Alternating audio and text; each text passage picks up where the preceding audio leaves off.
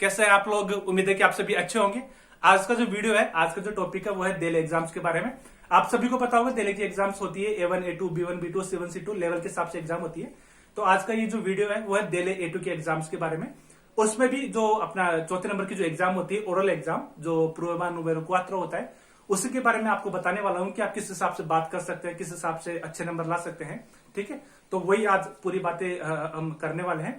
लेकिन शुरू करने से मैं पहले आपको एक बात बता देता हूं, मैं आपको एक ओवरव्यू दे देता हूं कि एग्जाम का पैटर्न क्या होता है, कौन कौन सी एग्जाम्स होती है। तो पहले मैं आपको बता देता हूं ताकि आपको ऐसे कंफ्यूजन ना लगे। ठीक है, तो शुरू करते हैं। सबसे पहले तो आप ये पूरा टेबल देखिए। ठीक है, ये एक टेबल बनाई हुई है।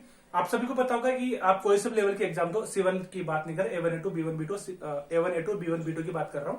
तो 4 तरीके की एग्जाम होती है। एक पढ़ के आंसर देने वाली, दूसरा हमको कुछ लिखना होता है, ठीक है, तीसरा होता है सुनना होता है, और चौथा हमको बोलना होता है। तो हमारा आज का जो मेन सेंटर है वो है बोलने वाली पे। बाकी 3 के अगर आपको कभी जरूरत पड़े तो मुझे कमेंट्स में लिखना, इसके बारे में वीडियो बना दूंगा। लेकिन पहले आज का जो फोर्स रहेगा, जो फोकस रहेगा, वो है चौथे नंबर पे, जिसमें हमारा ओरल एग्जाम होता है। ओरल एग्जाम होने से पहले सबसे पहले आप ऊपर देखिए 4 तरीके की होती है एग्जाम्स। प्रूवा दे कॉम्प्रेंसियन दे लेक्चरा। ठीक है, ये जो एग्जाम होता है, पहले ओवरव्यू दे रहा हूँ। ठीक है, जो मेन टॉपिक है उस पर बाद में आएंगे। पहले आपको बता देता हूँ एग्जाम कौन कौन सी होती है। पहले होता है एक पेपर होता है जिसमें आपको पैसेज देखने होते हैं और आंसर देने होते हैं। ठीक है, एक पैसेज आ गया, उसके ऊपर आपको क्वेश्चन बने हुए आएंगे, कौन सा सवाल का कौन सा जवाब है। तो ये वाला एक एग्जाम होता है, ये होता है 60 मिनट का एग्जाम होता है। ठीक है, ये एग्जाम होता है 25 नंबर का। तो 25 में से आपको 15 नंबर लाना होता है। ठीक है, अगर 15 नंबर से कम लाते हो तो उसकी सिचुएशन में बाद में बताऊंगा, लेकिन फिर भी मैं आपको बता रहा हूँ ये 60 मिनट का पेपर होता है। इसमें आपको 25 नंबर का पेपर होता है और 25 में से आपको 15 नंबर लाने होते हैं। ठीक है, उसके बाद दूसरे नंबर का जो एग्जाम होता है वो होता है सेम टू सेम होता रहता है। ठीक है, दूसरा नंबर का होता है प्रूवा दे कॉम्प्रेंशन ऑडिटिवा। ठीक है, जिसमें आपको कुछ वीडियो सुनाए जाएंगे, उसके उस हिसाब से क्वेश्चन बनते जाते हैं, आपको ऐसे टिक मार्क करना होता है OMR शीट पे। तो वो वाला एग्जाम होता है, वो एग्जाम होता है 40 मिनट का। ठीक है, ये भी 25 नंबर का होता है और इसमें भी 15 नंबर हमको लाने होते हैं। उसके बाद जो एग्जाम होता है वो होता है लिखने वाला, जिसमें हमको 2 टास्क मिलते हैं। कुछ भी हो सकता है, आपको बर्थडे के बारे में कुछ लिखवा लिया, या कोई घटना के बारे में, आपके स्पेशल डे के बारे में लिखवा लिया। ठीक है, तो ये रिटर्न वाला पार्ट होता है प्रूवा दे एक्सप्रेसियन ए इंटरैक्शन एस्क्रितास। ये होता है 45 नंबर का, सॉरी 45 मिनट का। ये भी 25 नंबर का होता है और इसमें से हमको 15 नंबर लाने होते हैं। और जो चौथा नंबर बच गया, जो आज का हमारा टॉपिक है, चौथा नंबर होता है प्रूवा दे एक्सप्रेसियन ए इंटरैक्शन ओरालिस। मतलब इसमें आपको बोलना रहेगा। ठीक है, आपको मैं बताऊंगा किस हिसाब से बोलना होता है, क्या क्या टॉपिक नोटिस करने होते हैं। तो ये मैं पहले आपको बता देता हूं। ये होता है 24 मिनट का। 24 मिनट का मतलब है कि 12 मिनट हमको मिलते हैं तैयारी करने के। ठीक है, कि आपको जो बोलना है उससे पहले आपको क्या बोलना है, किस हिसाब से बोलना है, उसके हमको पहले 12 मिनट मिलते हैं। उसके बाद 12 मिनट बोलते हैं हमारे एक्चुअल एग्जाम के। एक्चुअल एग्जाम के मतलब 3-3 4-4 मिनट के हिसाब से इनको बांटा गया है। इसमें भी 3 राउंड होते हैं, बोलने वाले में भी, ओरल वाले एग्जाम में। तो उसी के बारे में मैं आपको बताने वाला हूं। ठीक है, जो आज का जो मेन सबसे ज्यादा मुझे जहां तक मुझे पता है इसी में दिक्कत आती है लोगों को, ओरल वाले एग्जाम किस हिसाब से फाइट करें। सबका सपना होता है अच्छा नंबर लाए, ठीक है, इस वाले में ज्यादा होता है, तो वो मैं आपको बताने वाला हूं। ठीक है, तो ये तो हो गया हमारा एग्जाम का ओवरव्यू। इसके बाद में पहले मैं अपने बारे में बता देता हूँ। ठीक है, ये मेरे सर्टिफिकेट है। ठीक है, ऊपर वाला सर्टिफिकेट है A2 का और नीचे वाला सर्टिफिकेट है B2 का। तो दोनों ही मेरे एग्जाम में 25 में से 25 आए हैं। ठीक है, मेरे ओरल का एग्जाम हमेशा अच्छा जाता है, तो मैं चाहता हूँ थोड़ा आपको भी अपने एक्सपीरियंस शेयर कर दो थोड़ा सा, है ना। ऊपर वाला A2 का एग्जाम है, नीचे वाला B2 का है। तो ये आप तो दिख रहा होगा। ठीक है, अगर आपको ने कभी दिल्ली के एग्जाम सर्टिफिकेट नहीं दिखे हैं तो आप तो को बता देता हूँ। आप तो क्या होता है, आप तो का मतलब होता है पास। ठीक है, ये अपने एग्जाम के जैसे नहीं आता है कि आप रोबा दो सुस्पेंड दी दो, ऐसा लिखा हुआ नहीं आता। दिल्ली सर्टिफिकेट की स्पेशलिटी है कि ये लिखा हुआ आएगा आप तो, नो आप तो मतलब पास, नो आप तो मतलब फेल। तो ये मेरा सर्टिफिकेट है। ठीक है, इसमें हमेशा मेरे ओरल का अच्छा एग्जाम जाता है, तो मैं आपको दिखाना चाहता था। ठीक है, अब आते हैं अपनी एग्जाम के ऊपर। ये हमारा एग्जाम है प्रूवा नूमेरो क्वात्रो। ठीक है, प्रूवा दे एक्सप्रेसियन ए इंटरैक्शन ओरालिस। ठीक है, अब ये भी किस हिसाब से बनता है। ठीक है, इसमें 3 टॉपिक होता है हमारे पास। पहला एक टास्क होता है हमारे पास, जिसमें हमको कोई टॉपिक मिल जाता है। 2 टॉपिक दे देते हैं मेरे इंस्टीट्यूट वाले पे, जहां पर आप बैठे रहोगे, वो आपको पहले टॉपिक दे देंगे पहले कि आपको ये 2 टॉपिक में से एक टॉपिक में बोलना है। 2 से 3 मिनट तक एक टाइम होता है, आइडिया टाइम 2 से 3 मिनट तक का, जिसमें आपको कुछ बोलना होता है। एक कोई भी टॉपिक हो सकता है कि आपका जिंदगी का सबसे अच्छा दिन, आपका कोई कहीं यहाँ पर घूमने गए हो, आपका सबसे अच्छा सपना, जो आपने कुछ किया हो। मेन बात क्या है, पास्ट टेंस। पास्ट टेंस का सबसे ज्यादा इसमें यूज होता है, तो वो वाला टास्क होता है। दूसरे नंबर का टास्क क्या होता है, वो है इमेज को डिस्क्राइब करना। आपको कोई फोटो दिखा दी जाएगी, 2 फोटो दे दी जाएगी, तो उसमें से आपको चूज करना रहेगा कि आपको कौन सा फोटो डिस्क्राइब करनी है। तो जो आपको फोटो शूट करती है वो ले लें जिस हिसाब से आपको लगता है कि इसकी वोकैबुलरी मेरे को ज्यादा अच्छी है, इस टॉपिक पर मैं ज्यादा बोल सकता हूँ, इसके बारे में मुझे ज्यादा चीजें पता है, तो आप अपने विवेक के हिसाब से अपनी समझदारी का इस्तेमाल करें। तो जिसमें आपको आपका पलड़ा भारी लगे वो वाली आप शीट उठा लें। वैसे जयपुर में तो खूब सारी इमेजेस होती है, लेकिन पता नहीं अगर आप उस सेंटर पे डिपेंड करता है एक्चुअली। जैसे इंस्टीट्यूट सर्वांतस में बहुत कम इमेजेस है तो वो 2 ही इमेज देते हैं। जयपुर में आपको खूब सारी इमेजेस मिल जाती है, तो वो आप पर डिपेंड करता है कौन सी इमेज चूज करते हो। उसके बाद नंबर 3 पर आता है एक इमेजिनरी सिचुएशन। मतलब कि मैं कस्टमर बन जाऊंगा, आप दुकानदार बन जाओगे, ठीक है। मैं कस्टमर बन जाऊंगा, आप मोबाइल के रिटेलर बन जाओगे, ठीक है। तो एक तरह की इमेजिनरी सिचुएशन हो जाती है कि मैं कुछ और बन जाता हूँ, आप कुछ और बन जाते हो। फिर हम डिसाइड करते हैं कि अरे यार क्या करे, क्या कुछ करे, ठीक है। किस हिसाब से चीजें हम कोई कवर कर सकते हैं, ठीक है, कि फ्यूचर में क्या कर सकते हैं। तो हमें बातचीत पे आना होता है, ठीक है, एक एग्रीमेंट पे आना होता है। वो मैं आपको बाद में बताता हूँ, ठीक है। तो सबसे पहले जो मैं शुरुआत करता हूँ, सबसे पहले हाँ एक सबसे इंपॉर्टेंट बात बताना मैं भूल गया हूँ कि काफी लोग कंफ्यूज हो जाते हैं कि बोलते समय कौन से फॉर्म यूज करें, तू या उस्तेद, ठीक है। ये हर जगह लोगों को लगता है कि, तो चिंता मत करो, वो टीचर आपको खुद पूछ लेगा कि आपको कौन सी फॉर्म आप प्रीफर करोगे बोलने वाली, तू वाली फॉर्म या उस्तेद वाली फॉर्म। तो वो आप पर डिपेंड करता है। तू वाली फॉर्म यूज करो तो तू वाली हो सकती है, और उस्तेद वाली यूज करना चाहो तो आप उस्तेद वाली के लिए भी जा सकते हो। तो कभी ऐसा कंफ्यूज मत हो ना कि आप तू वाली बोल रहे हो, उस्तेद वाली बोल रहे हो।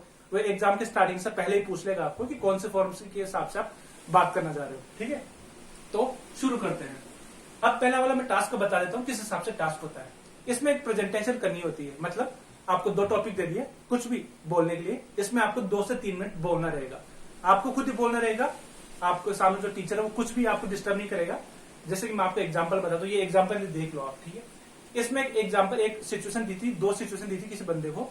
तो उसने ये वाली सिचुएशन दी कि कौन सी थी, उन बियाके के एचओ, ठीक है, उन बियाके के एचओ की मतलब मैंने कोई भी ट्रेवल करा है, लास्ट टाइम मैंने कहीं घूमने गया था, तो उसके बारे में मुझे बताना है, ठीक है। अब प्रिपरेशन कैसे होती है, आपको जब शीट दे दी जाती है तो साथ में एक रफ कॉपी का पन्ना भी मिलता है आपको। तो पहले हैंड टू हैंड लिख ले आप, जितने भी जैसे आपको जो 6-7 सवाल दिख रहे हैं आपको, ठीक है, इसके हिसाब से अपने आप पहले लिख ले। जैसे कि आप कहाँ घूमने गए, लिख लो जयपुर। उसके बाद कोमा कब गए, लास्ट महीने। उसके बाद किसके साथ, फैमिली के साथ। उसके बाद किस में गए, गाड़ी में। उसके बाद किस में गए, कौन से महीने में गए, जुलाई में। तो 4-5 चीजें ये एक साथ लिख लो, एक ब्लैंक पेपर पे लिख लो जो आपको हमको मिलता है, उसमें पेंसिल से लिख लो, ताकि जब आप बोलने जाओगे, ठीक है, तब ऐसा अलाउ नहीं होगा कि आप उसको पूरा देख देख के बोलो। ऐसा बिल्कुल भी अलाउ नहीं होगा। आप एक बार देख सकते हो, जैसे कि बोल दे कि चलो ठीक है, आपको कोई अच्छी ट्रेवल यात्रा बताओ। जैसे मैं मनाली घूमने गया, तो मनाली के बारे में कुछ बताओ। मैं मनाली के बारे में बताता हूँ कि लास्ट महीने गए थे, मैं अपने दोस्तों के साथ गया था, हम वहां 2 दिन रुके, ठीक है। हम गाड़ी से गए थे, ट्रेवलर फॉक्स जो भी गाड़ी होती है उसमें हम गए थे, हम वहां 2-3 दिन रुके। तो जब आप ये बता रहे होते हो, वो सामने वाला डिस्टर्ब बिल्कुल भी नहीं करता है, ठीक है, बिल्कुल भी डिस्टर्ब नहीं करेगा आपको। आप बस अपने हिसाब से बोल रहे हो 2-3 मिनट के हिसाब से। तो मैं आपको एक बात बता देना चाहता हूँ, हम सवाल का जो सवाल का जब हम जवाब दे रहे होते हैं, तो हमको उसी टेंस में देना होता है जिस टेंस में हमसे सवाल पूछा गया है। कहने का मतलब इसमें सारे सवाल देखो, सबसे ज्यादातर जो सवाल है वो पास्ट टेंस में है, तो हमको जो जवाब देने हैं वो भी पास्ट टेंस में ही देने हैं, ठीक है। लेकिन यहाँ पर पास्ट टेंस हर जगह एप्लीकेबल नहीं होता है। जैसे यूनिवर्सल ट्रूथ होते हैं, जैसे सूरज उगता है, ठीक है, चंद्रमा घूमता है, तो ये यूनिवर्सल ट्रूथ होता है। तो इसको टेंस में बदलने की कोई जरूरत नहीं है। जैसे मैं बोलता हूँ कि अरे मेरे घर से दिल्ली दूर है, तो 10 साल पहले भी दूर रहेगा था, आज भी दूर है। तो इन चीजों को ऐसे टेंस में डालने की जरूरत नहीं पड़ती। आप इसको तो आप प्रेजेंट टेंस में भी ले सकते हो। लेकिन आप जो घटनाएं करते हो, कोई एक्टिविटीज करते रहते हो, उसको आप टेंस के साथ, जिस टेंस में आपसे पूछा गया है उससे में आपको जवाब देना है। और 2-3 मिनट तक बोलते रहना है आपको कि मैं पिछले महीने दिल्ली गया, मुंबई गया, दोस्तों के साथ गया, गाड़ी के अंदर गया, ये गया, वो गया, ठीक है। तो इस हिसाब से आपको एक एग्जाम देना होगा। ये होता है अपना प्रेजेंटेशन ऑफ ए टॉपिक। तो आपको टॉपिक कुछ भी मिल सकता है, आपको पंखी के बारे में मिल सकता है, आपके घर के बारे में मिल सकता है, आपकी मेमोरेबल डे पे मिल सकता है, या किसी की शादी के बारे में, किसी की बर्थडे पार्टी के बारे में। तो मेन टॉपिक क्या होता है, पास्ट टेंस में बोलना। इसका एक पैटर्न है, एग्जाम का पैटर्न क्या होता है बताओ, मैं आपको बताता हूँ। सबसे ज्यादा स्टार्ट होता है पास्ट टेंस से, उसके बाद प्रेजेंट टेंस पे आते हैं, उसके बाद फ्यूचर टेंस पे आते हैं। तो अभी जो टास्क है ना, ज्यादातर पास्ट टेंस के बारे में रिलेट करता है, ताकि आप अच्छी तरीके से बोल पाए, ठीक है। तो टॉपिक आराम से, जैसा आप बोलना चालू करो, मनाली गए थे, बीच में आप लोग गए, तो एग्जाम शीट देख लो जो आपने लिखे थे ना, जो टॉपिक बनाए थे, कहाँ गया था, वो एक बार देख लो। उसके बाद अपने आप से इमेज बना लो, कुछ भी उसका जो काम होता है उसमें आपकी स्टोरी में बिल्कुल भी, जो आप स्टोरी बताते हो उसमें बिल्कुल भी इंटरेस्ट नहीं होता। उसका इंटरेस्ट होता है आपकी स्पेनिश सुनने में, आप किस हिसाब से सेंटेंस बना रहे हो, टेंस का सही बराबर से इस्तेमाल कर रहे हो कि नहीं कर रहे हो, वर्ब का सही कॉन्जुगेशन हो रहा है कि नहीं हो रहा, वो मेन चीज ये देखता है। अगर आप उसको बोले कि मैं 10 साल पहले अमेरिका गया था, वो मान लेगा, वो पूछेगा भी नहीं, कुछ नहीं बोलेगा। तो आप इस तरीके से बना सकते हो। मेन चीज क्या है कि आपका पास्ट टेंस अच्छी तरीके से होना चाहिए, ठीक है। तो जब भी आप ये इसको पूरा कवर करने के लिए आपको 2 से 3 मिनट मिलते हैं। वैसे डिपेंड करता है 4-5 मिनट भी हो सकता है, वो इंटरेस्ट पे डिपेंड करता है किस हिसाब से बोल रहे हो। अगर आप ज्यादा अच्छा बोल रहे हो तो आपको बीच में टोक लेगा, बोलेगा कि चलो दूसरे राउंड पे आ जाते हैं। तो वो आप पे डिपेंड करता है, वो इंटरव्यूअर आपको देख लेगा किस हिसाब से आप बात कर रहे हो, ठीक है। इसके बाद अगला राउंड होता है इमेज का डिस्क्रिप्शन, ठीक है। ये टास्क है, ये इंस्टीट्यूट सर्वांतेस की इमेज है। किसी को इसका मॉडल चाहिए तो मुझे व्हाट्सअप कर देना, मेरे व्हाट्सअप नंबर पे मैं आपको शेयर कर दूंगा, अगर इस एग्जाम का फॉर्मेट देखना है आपको कि एग्जाम कैसे होती है, ठीक है। अब इसमें इस टास्क में क्या होता है, ये है इमेज का डिस्क्रिप्शन, ठीक है। मुझे आज तक का जितने भी एग्जाम होते हैं इसमें सबसे अच्छा एग्जाम्पल मुझे ये लगता है कि इसमें आधी चीजें का जो सवाल है वो सामने दिख जाता है।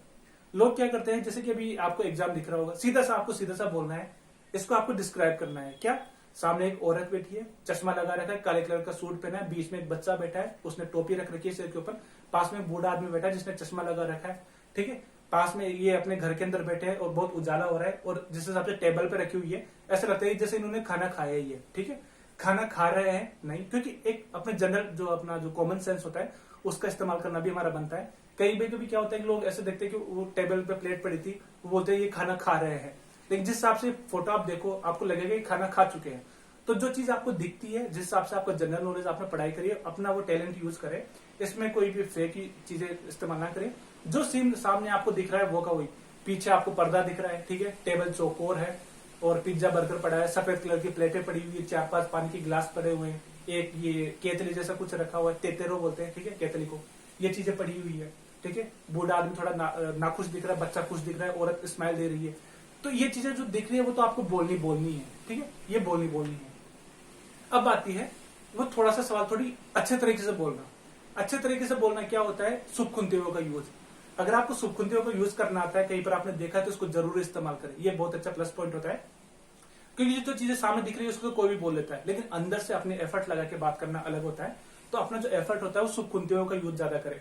जो कनेक्टर्स होते हैं, पेरो, सिनिम्बार्गो, जो होता है मतलब पोरेसो, आसी के, पुएस्तो के, दादो के, जो भी हम ऐसी चीजें लगाते होते हैं, ये चीजें लगाते रहे, ठीक है, ताकि उसको लगे कि हाँ आपको बोलना आता है। ये चीज आपको हमेशा कवर करनी है, ठीक है। हाँ सॉरी एक बात बताना भूल गया। इस चीज को जितने भी टास्क हम बता रहे हैं, पिछले वाला और ये वाला, तो आपको स्टार्ट कैसे करना है वो मैं आपको बता रहा हूँ कि एन प्रिमेर लुगार me gustaría decirte, ठीक है। एन प्रिमेर लुगार me gustaría decirte के मतलब सबसे पहले मैं आपको बताना चाहूंगा ये वाली लाइन हमेशा यूज करें, ठीक है। एन प्रिमेर लुगार me gustaría decirte, ठीक है। जब तू वाली फॉर्म यूज कर रहे हो, अगर उस्तेद वाली ले रहे हो तो एन प्रिमेर लुगार me gustaría decirle, ठीक है, ले।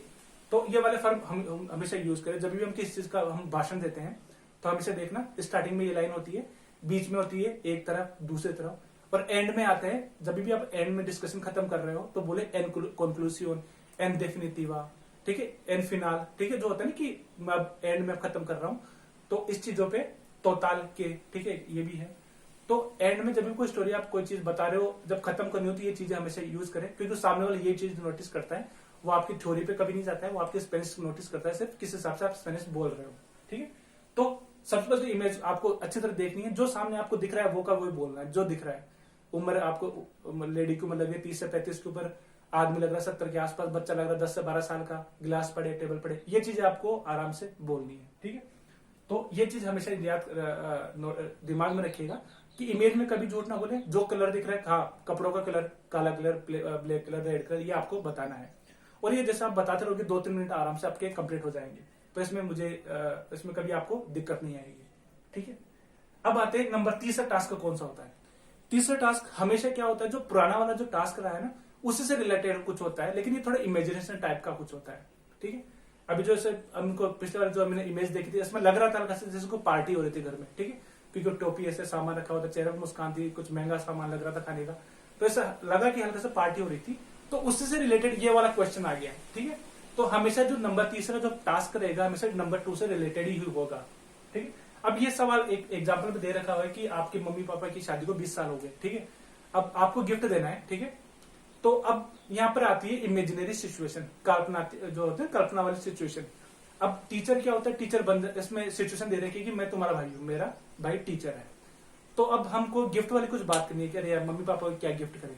तो हमको बात करनी होती है, ओला कॉम एस्तास, अरे यार मम्मी पापा की सालगिरह है, उनको क्या गिफ्ट करें। फिर सामने वो बोलेगा कि अरे यार फोटो का गुलदस्ता दे देते हैं। फिर मैं बोलूंगा अरे नहीं, फोटो का गुलदस्ता अच्छा नहीं होता है, काम करते हैं कोई किताबें दे देते हैं, ठीक है। फिर सामने वाला बोलेगा अरे किताब क्यों, आजकल किताबें कौन पढ़ता है। फिर मैं बोलूंगा कि अच्छा आईफोन दे देते हैं, काम करते हैं आईफोन दे देते हैं, आईफोन पसंद भी आएगा।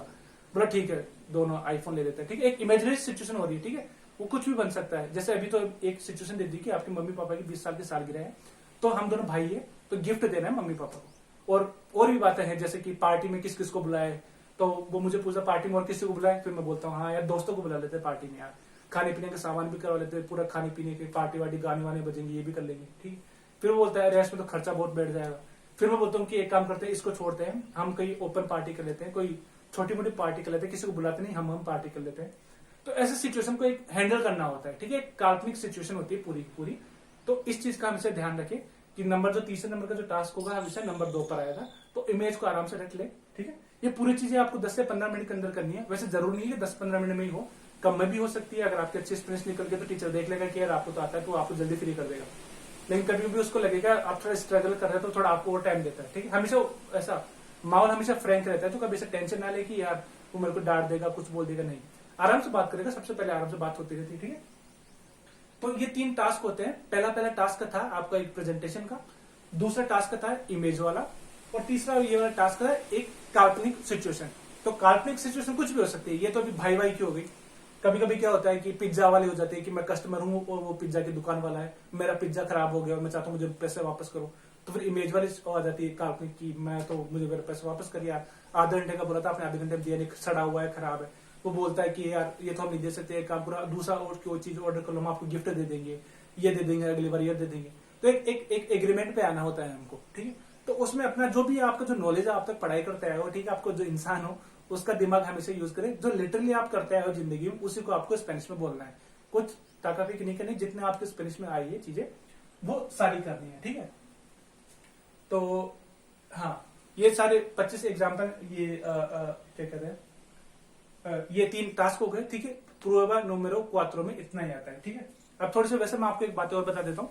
जैसे ये डेले A2 की जो एग्जाम्स होती है, ये जो A2 का होता है 4 पार्ट में होती है। जैसे स्टार्टिंग में मैंने आपको बताया था 25-25 नंबर के 4 पार्ट होते हैं, ठीक। 25-25 के 4 पार्ट, टोटल हो गए 100 नंबर। तो 100 नंबर से हमको आप तो लाने के लिए, पास होने के लिए कम से कम 60 लाना होता है, ठीक है। मतलब अगर हर एग्जाम में आप 15-15 लेकर आ जाते हो तो ऑटोमेटिकली 60 हो जाएंगे, क्योंकि 4 एग्जाम हमारे पास, 15 चौके 60। लेकिन कभी कभी क्या होता है कि जरूरी नहीं कि 15 भी हो, ठीक। तो जो स्टार्टिंग में आपको देखा था, ये 2 ग्रुप में बटे हुए हैं। कौन सा? लेक्चुरा, और जो लिखने वाला होता है वो एक कैटेगरी में है, सुनने वाला और बोलने वाला एक कैटेगरी के हैं। ये बहुत अच्छा एग्जाम का अच्छा फॉर्मेट बनाया हुआ है, ठीक है। क्या क्या? एक तो पढ़ने वाला लेक्चुरा वाला, और एक लिखने वाला जिसमें हमको कुछ लिखना होता है, वो दोनों एक कैटेगरी में आते हैं। और जो सुनने वाला और बोलने वाला जो हमारा ओरल है वो एक कैटेगरी में आते हैं। मतलब 50 अलग हो गए, 50 अलग हो गए। तो टोटल मिला के आप इसमें 25, इसमें 30 और इसमें 30 लेकर आ जाते हो तो भी आप पास हो, ठीक है। जैसे कि आपने एक में 11 आ गए और दूसरे में 19 आ गए, तो आपके टोटल 30 हो गए, आप पास।